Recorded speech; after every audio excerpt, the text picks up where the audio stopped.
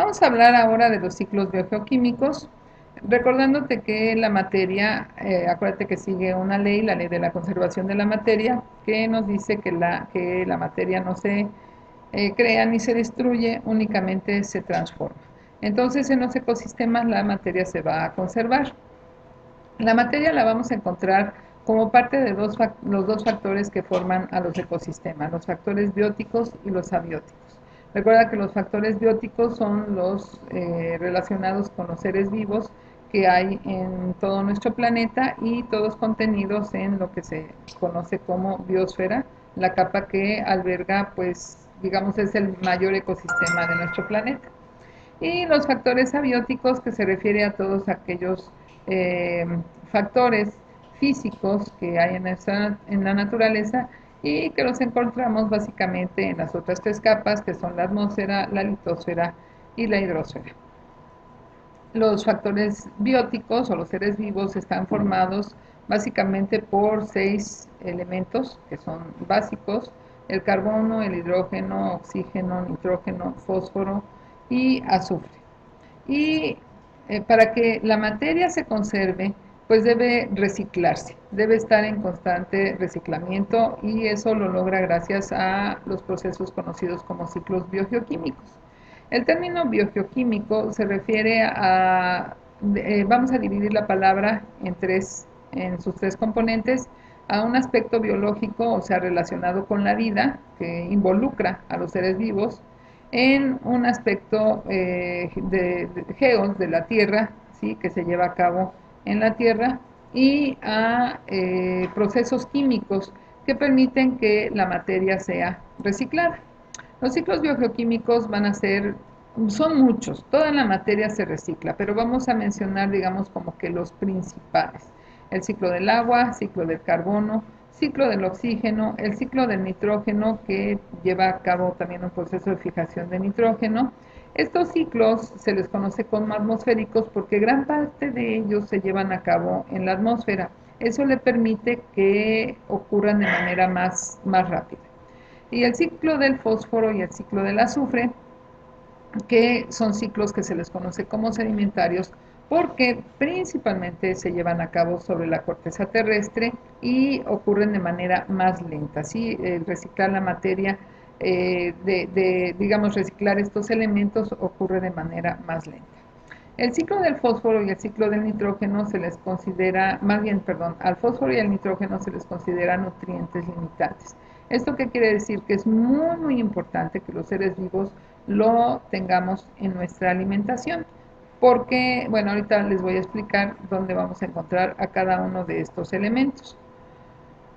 Recuerda que en los ecosistemas, bueno, esto aplica obviamente para toda la vida, la principal fuente de energía es el sol.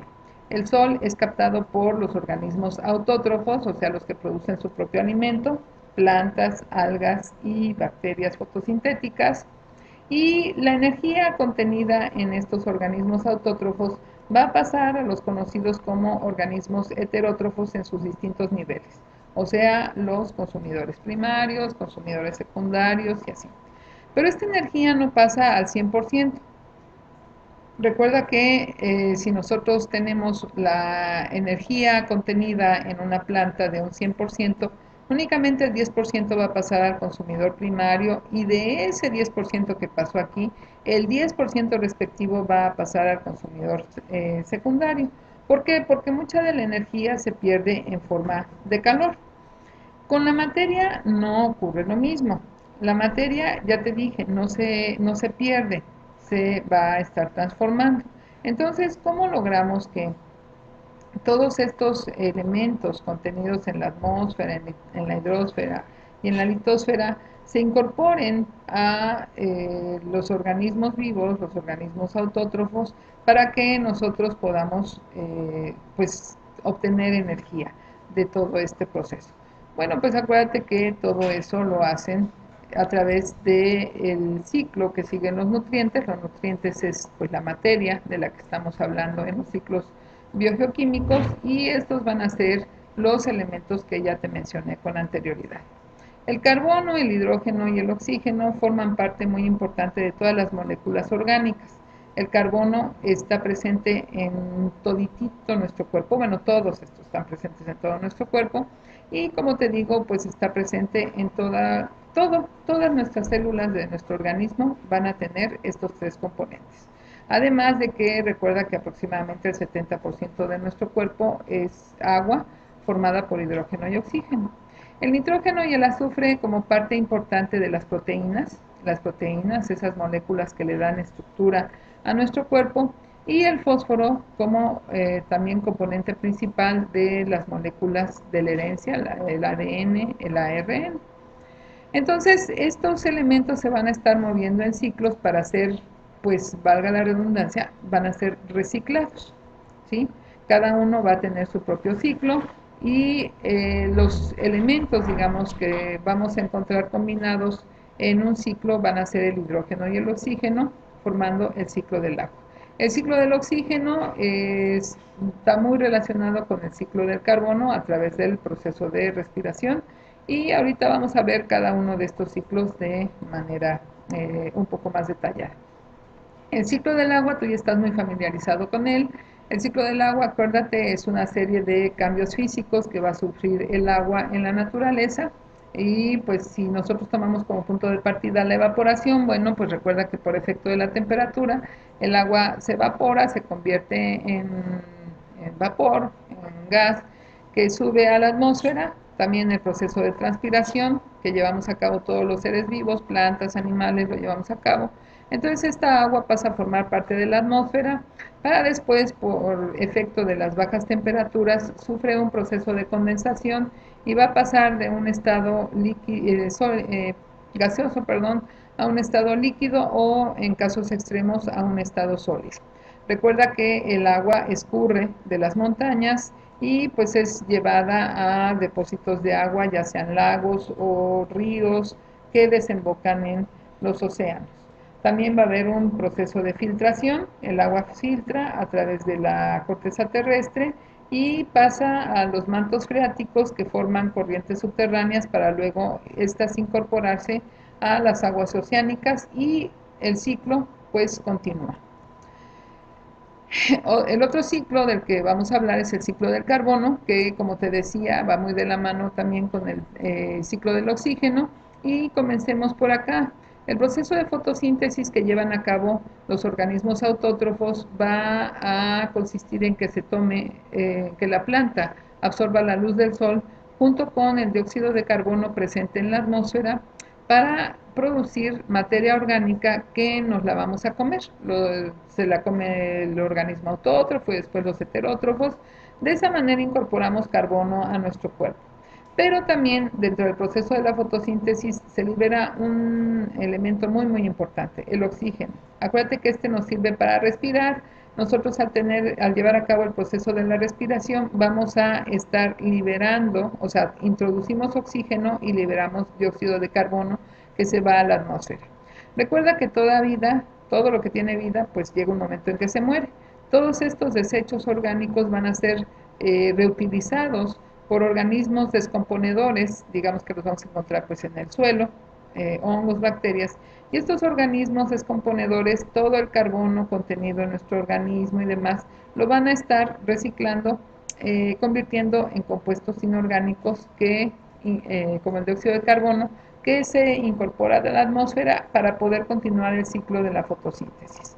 Otra manera también de que haya dióxido de carbono es a través de la quema de los combustibles fósiles. Acuérdate que estos son depósitos también ricos en carbono que se utilizan pues para distintas cosas y por efecto de que se queman se liberan a la atmósfera y entonces en forma de dióxido de carbono y el ciclo continúa.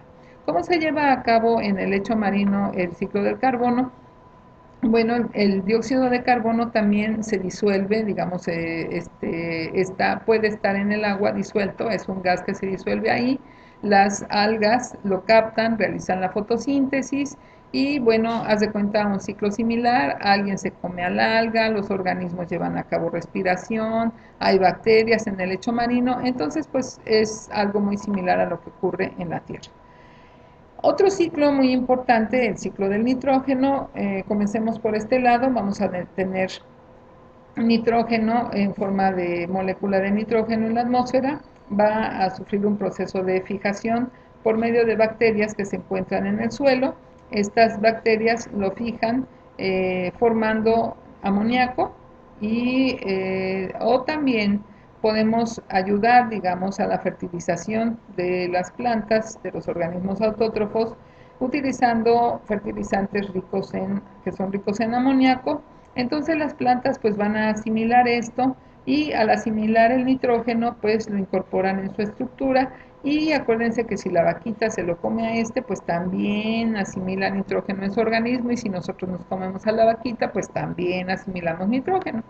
Pero como ya te dije, todo lo que tiene vida tiene que morir, entonces cuando estos organismos se mueren, sus restos pasan también a ser descompuestos por organismos como hongos o bacterias que van a continuar esta serie de caminos químicos, ¿sí? Van a pasar de formar iones amonia a nitritos y nitratos, ¿sí? Todo esto hasta que se llega a un proceso de desnitrificación para liberar nuevamente moléculas de nitrógeno a la atmósfera y así repetir el ciclo.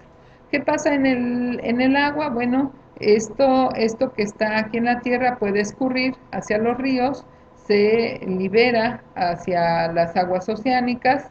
Recuerda que ahí hay algas, las algas lo asimilan, así como el arbolito lo asimiló, y la misma historia, alguien se come a esa alga, las algas se mueren, ese pececito también se muere, hay bacterias que llevan a cabo estos procesos de nitrificación y de desnitrificación y pues se sigue la misma idea del ciclo, liberando nitrógeno a la atmósfera y volviendo a incorporarse de la manera que ya te expliqué.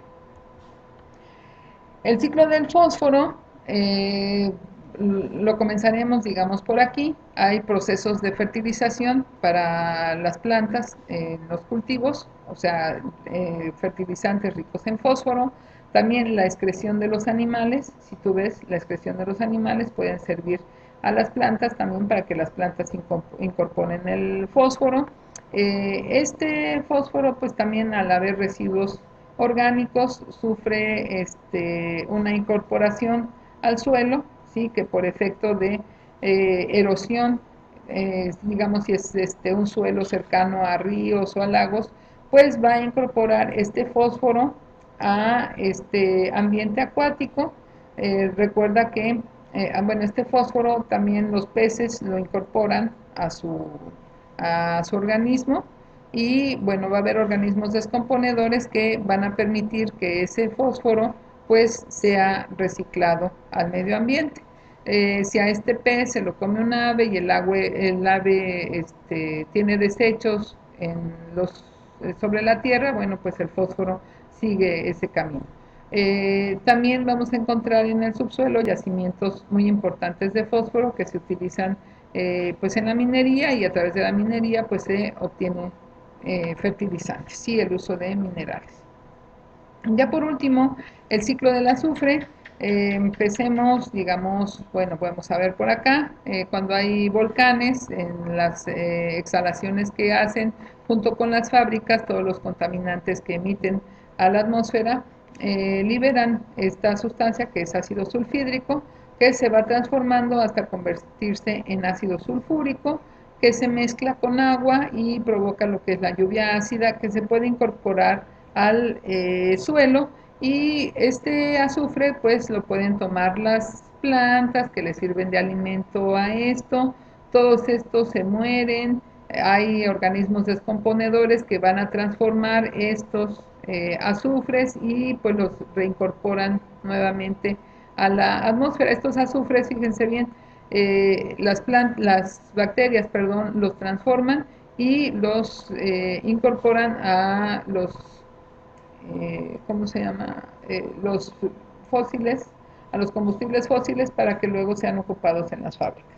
¿Qué pasa en las aguas? Bueno, pues la misma historia, por efecto del contacto de la tierra o hacia los ríos o lagos, pues se va este azufre, es incorporado por las algas, alguien se come a las algas, se mueren las algas, las bacterias lo descomponen y lo liberan.